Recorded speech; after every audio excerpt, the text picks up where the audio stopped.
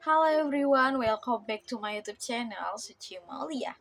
In this video, I will discuss the material for the microeconomics course. So let's watch the explanation. Oke teman-teman, di video kali ini aku akan menjelaskan tentang materi konsep permintaan dan penawaran, memahami mekanisme pasar dan pembentukan harga. Suci Maulia dengan NPM 25412-063. Definisi pasar, permintaan itu demand, keinginan konsumen untuk membeli suatu barang atau jasa pada berbagai tingkat harga dalam periode waktu yang tertentu. Syaratnya harus didukung oleh daya beli atau kemampuan membayar.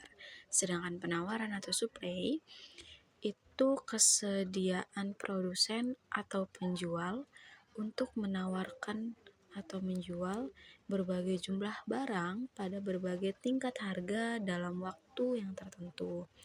Fokusnya pada sisi produksi dan ketersediaan barang.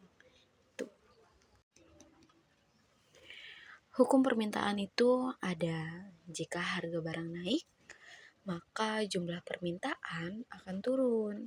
Sebaliknya juga, jika harga barang turun, maka permintaan akan naik. Jadi, ketika suatu barang, harga barang di pasar tradisional modern, jika harganya naik, lagi naik, misal harga bawang itu harganya 20.000 yang biasanya 10.000. Nah, maka jumlah permintaan juga akan turun. Dan sebaliknya, jika harga sepatu lagi diskon, lagi turun, maka permintaannya akan naik. Dan kateris paribus atau faktor lain dianggap tetap. Hubungan negatif berbanding terbalik. Kurva bergerak dari kiri atas ke kanan bawah. Begitu guys, itu hukum permintaan. Jadi harus dihafal.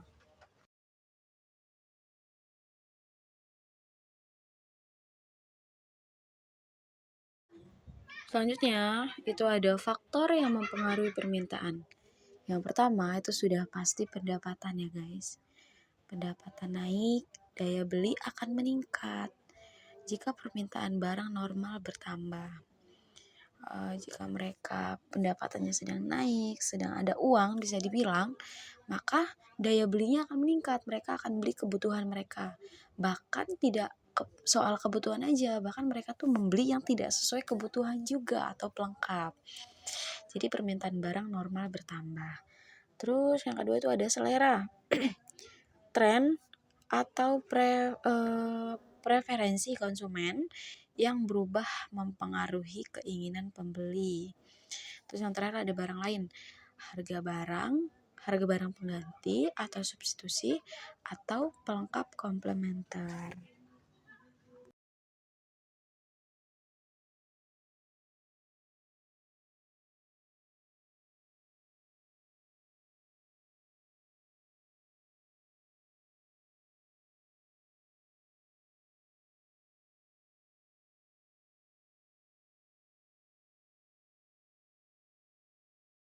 Selanjutnya yaitu kebalikannya. Yang tadi hukum permintaan, sekarang hukum penawaran. Yang tadi permintaan, sekarang penawaran. Hukum penawaran adalah jika harga barang naik, maka jumlah barang yang ditawarkan akan naik juga. Tapi jika harga turun, penawaran juga akan turun. Jadi hubungannya positif berbanding lurus. Produsen ingin profit maksimal saat harga tinggi. Jadi mereka tidak mau menurunkan harga. Jadi ketika harga naik, maka jumlah barangnya juga akan naik. Jadi kurva bergerak dari kiri bawah ke kanan atas.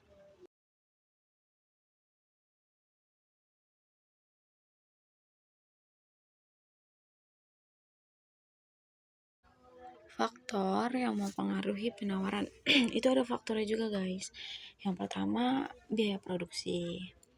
Jadi ketika bahan baku mahal, profit akan turun. Jadi penawarannya akan berkurang.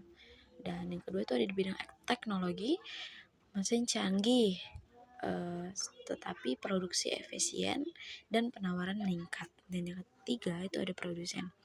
Semakin banyak penjual di pasar, maka semakin banyak barang yang ditawarkan. Benar ya guys?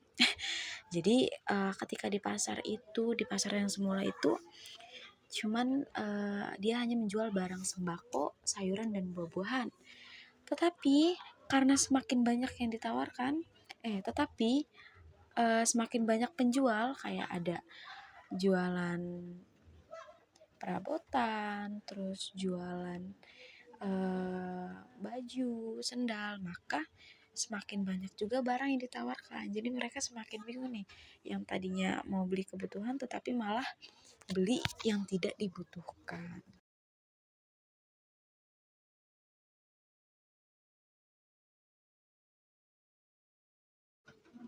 Ini ada keseimbangan pasar atau equilibrium.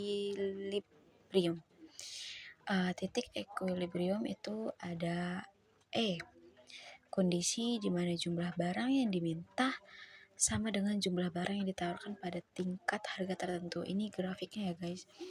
Ada supply and demand. QD sama dengan QS atau quantity demand sama dengan quantity supply.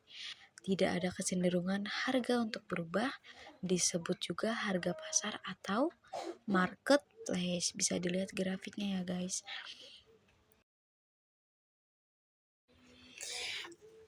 Dinamika pasar, surplus dan shortage. Kondisi itu ada surplus atau kelebihan atau keuntungan ya. Penawaran lebih besar dari permintaan, barang menumpuk di gudang. Jadi dampak pada harganya yaitu harga menurun untuk menarik pembeli. Terus yang kedua ada shortage, itu kekurangan yaitu permintaan lebih besar dari penawaran. Barang langka di pasar. Jadi dampak pada harganya yaitu harga naik karena kompetisi pembeli. Selanjutnya ada equilibrium, yaitu permintaan sama dengan penawaran, yaitu harganya stabil.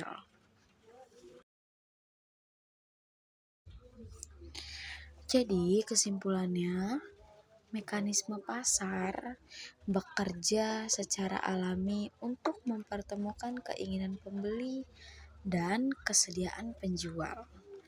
Harga adalah sinyal utama yang menyeimbangkan alokasi sumber daya dalam bidang ekonomi. Selanjutnya ada pertanyaan. Jika ada pertanyaan silakan diskusikan di kolom komentar ya. Silakan kalian tanya tentang konsep permintaan, konsep penawaran atau equilibrium yang mungkin kurang paham jelas dari aku, karena aku pun masih belajar, kita sama-sama masih belajar. Jadi kalau ada pertanyaan silakan ditanyakan.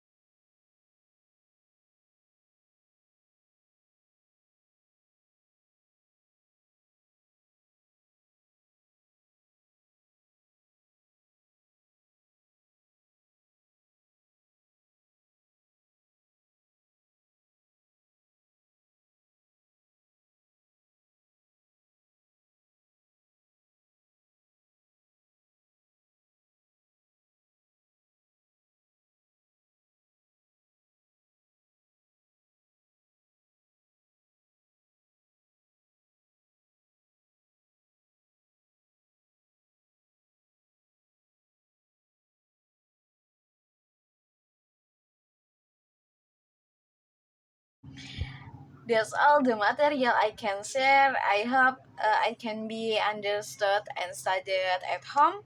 Thank you for watching guys. Wassalamualaikum warahmatullahi wabarakatuh.